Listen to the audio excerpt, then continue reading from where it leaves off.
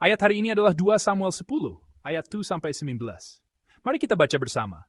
Sesudah itu matilah Raja Bani Amon, dan Hanun, anaknya, menjadi raja menggantikan dia. Lalu berkatalah Daud, "Aku akan menunjukkan persahabatan kepada Hanun bin Nahas, sama seperti ayahnya telah menunjukkan persahabatan kepadaku." Sebab itu, Daud menyuruh menyampaikan pesan turut berduka cita kepadanya dengan perantaraan pegawai-pegawainya karena kematian ayahnya. Tetapi ketika pegawai-pegawai Daud sampai ke negeri Bani Amon itu, berkatalah pemuka-pemuka Bani Amon itu kepada Hanun, tuan mereka, "Apakah menurut anggapanmu Daud hendak menghormati ayahmu karena ia telah mengutus kepadamu orang-orang yang menyampaikan pesan turut berduka cita?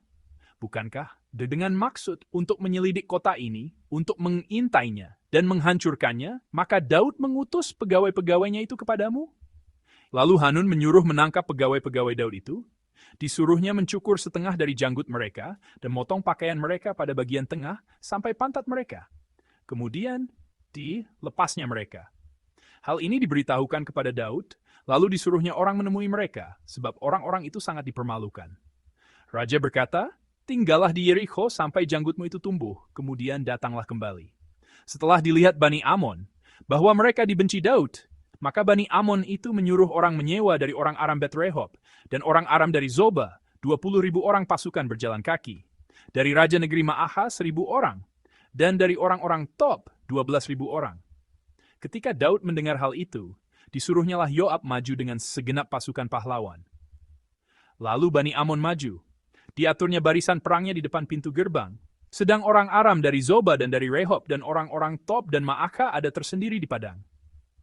Ketika Yoab melihat bahwa serangan itu mengancam dia dari depan dan dari belakang, maka dipilihnyalah sebagian dari orang pilihan Israel. Lalu ia mengatur barisan mereka berhadapan dengan orang Aram itu. Selebihnya dari rakyat itu ditempatkannya di bawah pimpinan Abisai, adiknya, yang mengatur barisan mereka berhadapan dengan Bani Amon itu. Lalu berkatalah Yoab, "Jika orang Aram itu lebih kuat daripadaku, maka haruslah engkau menolong aku. Tetapi jika Bani Amon itu lebih kuat daripadamu, maka aku akan datang menolong engkau. Kuatkanlah hatimu, dan marilah kita menguatkan hati untuk bangsa kita, dan untuk kota-kota Allah kita. Tuhan kiranya melakukan yang baik di matanya." Lalu Yoab dan tentara yang bersama-sama dengan dia maju berperang melawan orang Aram, dan orang-orang itu melarikan diri dari hadapannya. Ketika Bani Amon melihat bahwa orang Aram sudah melarikan diri, maka mereka pun larilah dari hadapan Abisai dan masuk ke dalam kota. Sesudah itu pulanglah Yoab setelah memerangi Bani Amon dan sampailah ia ke Yerusalem. Ketika orang Aram melihat bahwa mereka telah terpukul kalah oleh orang Israel, maka berkumpullah mereka bersama-sama. Juga Hadadezer menyuruh orang Aram yang di seberang sungai Efrat maju berperang. Mereka sampai ke Helam di bawah pimpinan Sobak, panglima tentara Hadadezer.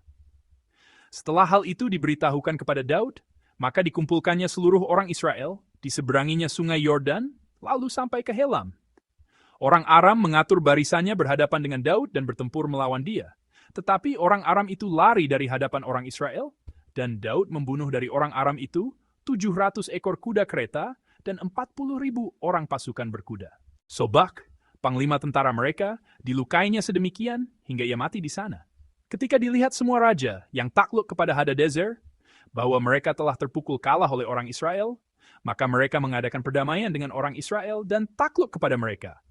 Sesudah itu, takutlah orang Aram memberi pertolongan lagi kepada Bani Amon. Amin. Kita melihat dalam kitab 2 Samuel bahwa Raja Daud, yang telah menerima anugerah Tuhan, terus berupaya untuk membagikan anugerah itu. Melihat pesan kemarin, kita melihat Daud menunjukkan anugerah kepada putra Yonatan, Mephiboset. Dan dalam bagian hari ini kita juga melihat dia mencoba menunjukkan anugerah kepada negara tetangganya, Amon. Dikatakan bahwa Raja Bani Amon meninggal, dan putranya Hanun menggantikannya sebagai raja.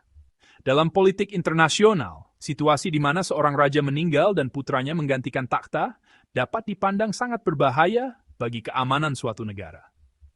Ini adalah masa yang berbahaya karena telah terjadi kekosongan kepemimpinan, dan kepemimpinan itu belum ditransfer atau diwariskan dengan benar. Ini adalah periode ketika sulit untuk mengatasinya dengan baik, bahkan jika pasukan musuh menyerang. Dari sudut pandang negara lain, tidak ada waktu yang lebih baik untuk menyerang Amon selain sekarang. Akan tetapi pemikiran Daud berbeda. Daud menunjukkan anugerah kepada bangsa Amon yang sedang berada dalam krisis satu raja yang meninggal dan yang lain sedang didirikan. Daud mengutus orang-orangnya ke bangsa Amon untuk menyatakan belasungkawa atas meninggalnya Raja Amon. Dia menunjukkan anugerah. Dia mengulurkan tangan rekonsiliasi dan perdamaian, bukan pedang dan tombak.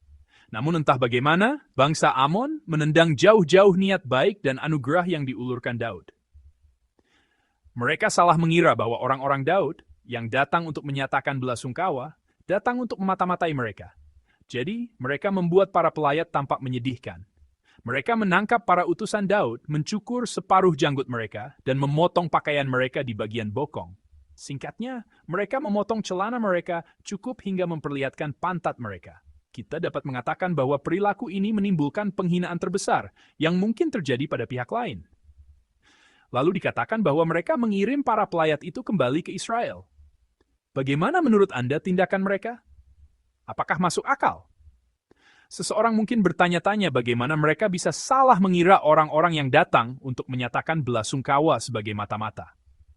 Hal ini juga membuat kita bertanya-tanya apakah mereka adalah orang-orang bodoh yang bahkan tidak dapat memikirkan apa yang akan terjadi selanjutnya terkait dengan kekejaman yang mereka lakukan ini. Saya dapat memberitahu Anda bahwa ini secara persis menunjukkan bagaimana seseorang yang telah menerima anugerah Tuhan berbeda dari seseorang yang belum menerima anugerah Tuhan. Seseorang yang telah menerima anugerah Tuhan tidak menggunakan kelemahan orang lain sebagai kesempatannya sendiri. Seseorang yang menutupi kelemahan orang lain dan mengulurkan tangan perdamaian adalah seseorang yang telah menerima anugerah Tuhan. Daud melakukan hal itu. Di sisi lain, bagaimana dengan seseorang yang tidak mengenal anugerah Tuhan? Mungkin itu karena mereka tahu bahwa mereka lemah, tetapi mereka menunjukkan sikap yang terlalu defensif. Mereka yakin bahwa tangan yang mencoba membantu mereka adalah tangan yang mencoba menyakiti mereka. Dan mereka menunjukkan perilaku yang tidak rasional dan tidak dapat dipahami. Dan mereka juga menunjukkan sikap bodoh dengan tidak memikirkan apa yang akan terjadi selanjutnya. Mereka yang mengenal anugerah Tuhan dan mereka yang tidak mengenalnya sama sekali berbeda bagaikan langit dan bumi. Bagaimana dengan Anda? Bagaimana dengan kita? Apakah kita orang-orang yang telah menerima anugerah Tuhan? Apakah anugerah Tuhan telah berakar di dalam diri kita? Seperti Daud, kita juga adalah orang-orang yang telah menerima anugerah keselamatan dan pemilihan dari Tuhan. Kita adalah orang-orang yang telah menerima anugerah bahwa Dia selalu menyertai kita kemanapun kita pergi dan menjadikan kita pemenang. Oleh karena itu, seperti Daud, kita juga harus menjalani kehidupan yang menunjukkan anugerah dan belas kasihan, membantu sesama di sekitar kita, terutama mereka yang lemah, dan mengulurkan tangan, perdamaian. Kita seharusnya tidak berpikir bahwa menjalani kehidupan yang menunjukkan anugerah akan membuat hidup kita selalu damai tanpa konflik. Kadang-kadang, timbul situasi di mana kita tak pelak lagi harus berperang, dan bacaan hari ini adalah contohnya. Daud menunjukkan anugerah kepada Bani Amon. Akan tetapi, mereka sendiri menolak anugerah itu. Kemudian, bacaan itu menggambarkan mereka sedang bersiap untuk perang terlebih dahulu, karena takut mereka akan dibenci. Bangsa Amon memulai perang lebih dulu. Oleh karena itu, Daud berada dalam situasi di mana dia tidak punya pilihan selain berperang. Bangsa Amon bahkan menyewa tentara bayaran untuk memenangkan perang. Bagian itu mencatat bahwa mereka menyewa 20.000 tentara pejalan kaki, 1.000 orang dari Raja Ma'aha, dan 12.000 orang dari Tob. Jumlah keseluruhannya adalah 33.000 orang. Kita melihat bahwa jumlah yang cukup besar disewa dan dipersiapkan untuk menyerang Israel. Sebagai perbandingan, jumlah orang Israel relatif lebih sedikit. Yoab dan Abisai bersiap untuk berperang dengan menyusun strategi mereka sendiri. Dan seandainya tentara mereka didorong mundur karena mereka lebih lemah daripada tentara musuh, mereka membuat janji seperti, "Kamu membantuku, dan jika kamu lemah, aku akan membantumu." Dan mereka pergi berperang. Sebelum pergi berperang, Yoab mengatakan ini kepada Abisai. Mari kita baca bersama-sama. Kuatkanlah hatimu, dan marilah kita menguatkan hati untuk bangsa kita dan untuk kota-kota Allah kita. Tuhan kiranya melakukan yang baik di matanya. Amin. Yoab berseru kepada Abisai, kuatkanlah hatimu. Saya bertanya-tanya apakah mungkin ada perasaan takut atau cemas di dalam hati mereka. Adalah wajar untuk merasa takut. Mungkin wajar untuk merasa takut saat dua bangsa, Amon dan Aram, bergabung dan menyerang. Namun yang terpenting adalah bahwa bahkan dalam ketakutan, mereka dapat dengan berani melangkah keluar ke medan perang. Dan itu karena pertarungan itu bukanlah pertarungan mereka sendiri, melainkan pertarungan Tuhan. Karena ini adalah pertarungan di mana Tuhan bertarung bersama mereka. Mereka maju dengan iman bahwa Tuhan akan mengambil tanggung jawab. Itulah sebabnya mereka dapat mengatakan, kuatkanlah hatimu. Dan itulah sebabnya mereka dapat maju dengan berani. Dia juga berseru bahwa pertarungan itu bukan untuk keinginan pribadi, melainkan untuk umat Israel dan kota-kota Tuhan. Bagaimana hasil dari peperangan tersebut? Berakhir sia-sia. Pasukan Israel hanya keluar untuk berperang, namun semua musuh melarikan diri. Dengan cara ini, peperangan berakhir tanpa meneteskan setetes darah pun. Cukup menarik, bukan? Tentunya bukan ini alasan tentara bayaran dikumpulkan. Alasan mengapa peperangan berakhir sangat anti-klimaks hanya dapat dijelaskan dengan satu cara. Hanya dapat dijelaskan bahwa Tuhan berperang untuk mereka. Bangsa Amon yang memulai peperangan untuk mempertahankan hidupnya sendiri dikalahkan dalam peperangan. Peperangan untuk keinginan egois seseorang sungguh jelek. Tetapi Israel tidak seperti itu. Mereka maju dengan berani untuk melindungi umat Israel dan kota-kota Tuhan, dan dalam nama Tuhan, dan ketika mereka melakukannya, mereka mampu menang. Mereka menang karena Tuhan berperang bersama mereka. Kita sebagai orang Kristen, sementara menjalani kehidupan yang menunjukkan anugerah seperti Daud, harus menjalani kehidupan yang sebisa mungkin menghindari konflik. Namun ada satu hal, yaitu peperangan demi kerajaan dan kebenaran Tuhan yang tidak boleh dihindari. Apa yang harus kita perangi bukanlah darah dan daging. Perjuangan kita hanya boleh menjadi perjuangan untuk mencari kerajaan dan kebenaran Tuhan. Perjuangan untuk mengungkapkan nama Tuhan. Kita tidak boleh menghentikan perjuangan ini.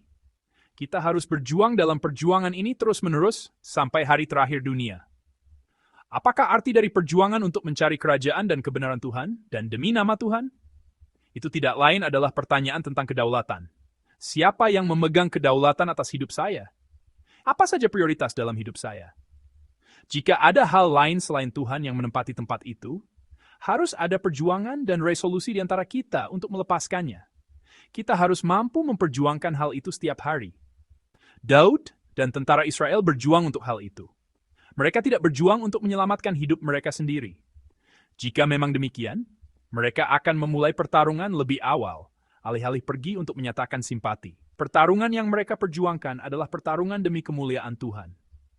Dalam situasi di mana nama Tuhan diinjak-injak di tanah dan dihina, mereka dengan berani menyatakan dan bergerak maju untuk melindungi umat dan kota-kota Tuhan. Orang yang tidak mengenal anugerah berjuang untuk keuntungan dan kebahagiaan mereka sendiri.